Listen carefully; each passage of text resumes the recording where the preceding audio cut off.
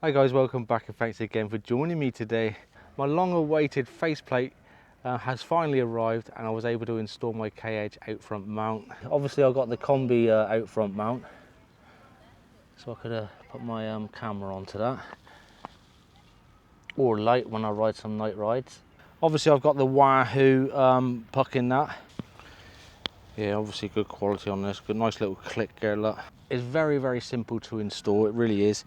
As long as you've got one of these face plates. I didn't, so I had to order mine. Yeah, these out front mounts are extremely easy to assemble and install. Yeah, so I'll put some pictures up guys so you can see what it's like as I was assembling it. Yeah, so as long as you've got the face plate, you're good to go. You can install the out front mount. You have got room to lift this up and down. It will go up and down, but that's the position I wanted mine in.